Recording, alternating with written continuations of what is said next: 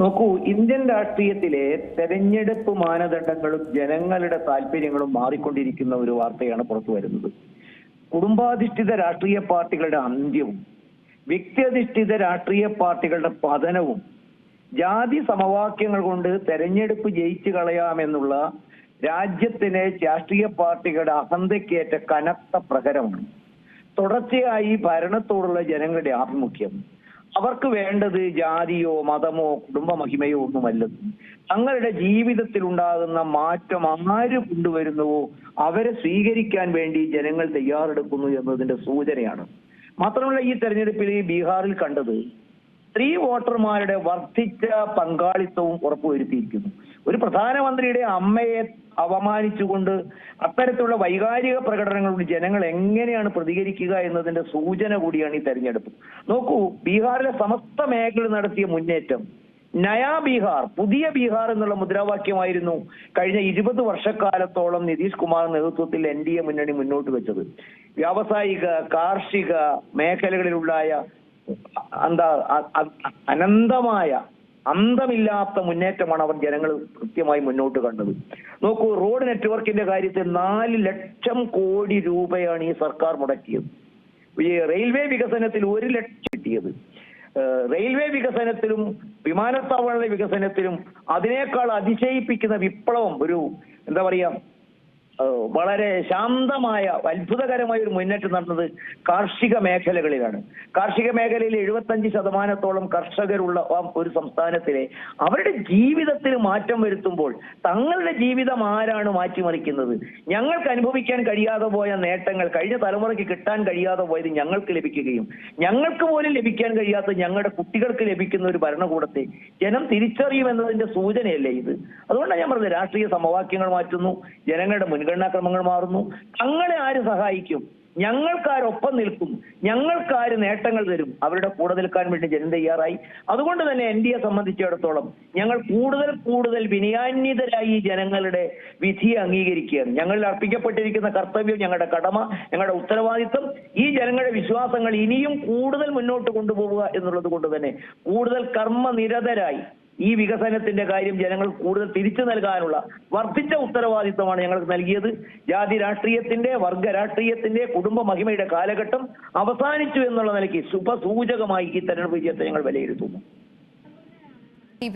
ജയചന്ദ്രൻ, ഇതുമായി ബന്ധപ്പെട്ടിട്ടൊക്കെ തന്നെയും കോൺഗ്രസ് ഒക്കെ പ്രധാനമായിട്ടും ഈ ഒരു NDA മുന്നേറ്റം എടുത്തു കാണിക്കുന്നത് ഈ ഒരു രീതിയിലാണ്. അതായത് രാഹുൽ ഗാന്ധി അന്ന് പറഞ്ഞിരുന്ന വോട്ട് ചോരി അത് തന്നെയാണ് നടക്കുന്നത്.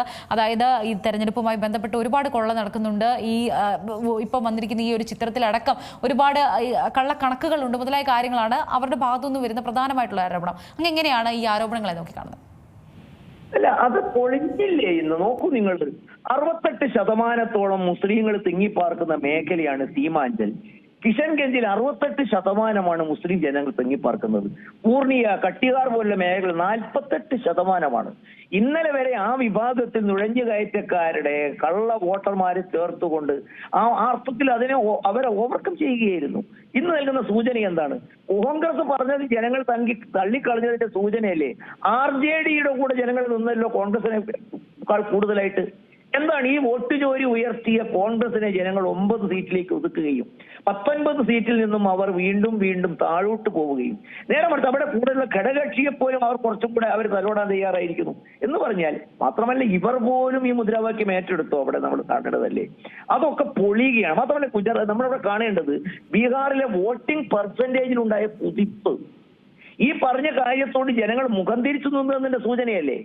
കള്ള വോട്ടർമാരെയൊക്കെ മാറ്റി വ്യാജ വോട്ടർമാരുടെ എണ്ണത്തിൽ കുറവ് വരുത്തി ജനം വർദ്ധിതമായ വീര്യത്തോടെ തെരഞ്ഞെടുപ്പിൽ വോട്ട് ചെയ്യാൻ വന്നു. പണ്ടൊക്കെ നമ്മൾ പറയുക എന്താണ്, ജനങ്ങൾ കൂടുതൽ പെർസെന്റേജ് വോട്ടിംഗ് ശതമാനം ഉയർന്നാൽ ഭരണവിരുദ്ധ വികാരമായിരിക്കും. പക്ഷെ ഇത്തവണ ഉണ്ടായത് എന്താണ്? ഞങ്ങൾക്കൊപ്പം നിൽക്കുന്ന ആളിന്റെ കൂടെ നിന്നിട്ടില്ലെങ്കിൽ, ഞങ്ങൾ പ്രതികരിച്ചില്ലെങ്കിൽ ഈ രാജ്യം നേടിയ നേട്ടം പ്രതിപക്ഷം കൊണ്ടുപോകും. അവരുടെ കൈകളിലേക്ക് കിട്ടിയാൽ ജാതി, മത, വർഗ ആ തരത്തിൽ മൃദുല വികാരങ്ങളെ ഊട്ടിയുറപ്പിച്ച് രാജ്യത്തിന്റെ നാശമായിരിക്കും. അതിനൊരു അവസരം ഞങ്ങൾ നൽകില്ല എന്നുള്ള വർദ്ധിച്ച വീര്യത്തോടെയുള്ള പ്രതികരണമല്ലേ ഈ തെരഞ്ഞെടുപ്പിലുണ്ടായത്? ഈ പ്രതിപക്ഷം പറഞ്ഞതൊക്കെ ജനങ്ങൾ തള്ളിക്കളയുകയും ഭരണപക്ഷത്തോടുള്ള കൂടുതൽ നേട്ടങ്ങൾ ഞങ്ങൾക്ക് തരാൻ വേണ്ടിയുള്ള അവസരം നൽകുകയും ചെയ്യുന്നതിലൂടെ ഞങ്ങളുടെ നിലപാടുകൾ ശരിവെക്കുകയല്ലേ ഭരണകൂട ജനങ്ങൾ? അതെ, അതേപോലെ തന്നെ ഇനി വരുന്ന തെരഞ്ഞെടുപ്പുകളിലൊക്കെ തന്നെയും അത് വളരെ നിർണായകം. പ്രധാനമായിട്ടും ബീഹാറിലെ ഒരു തെരഞ്ഞെടുപ്പ് അത് വളരെ നിർണായകം തന്നെയായിരുന്നു. വരാനിരിക്കുന്ന തെരഞ്ഞെടുപ്പുകൾക്കൊക്കെ തന്നെയും ആ ഒരു കാര്യം കൂടിയാണ് ഇവിടെ അടയാളപ്പെടുത്തിയിരിക്കുന്നത്.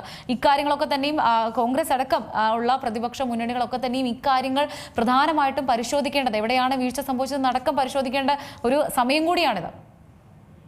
365 ദിവസം, ആഴ്ചയിൽ 7 ദിവസവും 24 മണിക്കൂറും നിതാന്ത ജാഗ്രതയോടെയാണ് ഭാരതീയ ജനതാ പാർട്ടി പ്രവർത്തിക്കുന്നത്. മറ്റുള്ളവർക്ക് ഒരു ഒഴിവുകാല വിനോദമല്ലേ? കൊളംബിയയിൽ പോകുന്നു, പട്ടായയിൽ പോകുന്നു, നിർണായക നിമിഷങ്ങളിൽ രാജ്യം ഒളിച്ചു പോകുന്നു, വ്യക്തിപരമായ സുഖസൗകര്യങ്ങളിലേക്ക് മുഴുകും. പകരം ബി.ജെ.പിയുടെ കേഡർമാരെ, പ്രവർത്തകന്മാരെ കൃത്യമായി തയ്യാറാക്കി അവരുടെ ജീവിതത്തിൽ സർക്കാർ സംവിധാനങ്ങൾ ഒരുക്കുന്ന നേട്ടങ്ങൾ അവർക്ക് 10 മടങ്ങ് നൽകുകയും, നമ്മുടെ സഹോദരന്മാരാണ്, നമ്മോടൊപ്പം മുഖ്യധാരയിലേക്ക് വരേണ്ടവരാണ്, ലോകത്തിന്റെ നിറയിലേക്ക് മത്സരാധിഷ്ഠിത സമൂഹത്തിൽ അവരെ തയ്യാറാക്കേണ്ടതാണ്. അതിനുതകുന്ന പദ്ധതികൾ ബി.ജെ.പി നടപ്പിൽ വരുത്തിയതിന്റെ അംഗീകാരമാണ്. ഞങ്ങളുടെ മികവിനെ ജനങ്ങൾ അംഗീകരിച്ചിരിക്കുന്നു. ഞങ്ങളുടെ പ്രവർത്തനം നേരായ പാതയിലാണ്, ഞങ്ങൾക്ക് ഈ അല്പം പോലും തിരുത്തേണ്ടതായിട്ടില്ല എന്നുള്ള സൂചന നൽകുന്നത്. അതുകൊണ്ട് ഇതിനെ വിനയത്തോടെ ഞങ്ങൾ സ്വീകരിക്കുന്നു. ഏറ്റവും പുതിയ വാർത്തകളും വിശേഷങ്ങളും വിരൽത്തുമ്പിലറിയാൻ സീ മലയാളം ന്യൂസ് എല്ലാ ഡിജിറ്റൽ പ്ലാറ്റ്ഫോമുകളിലും ലഭ്യം.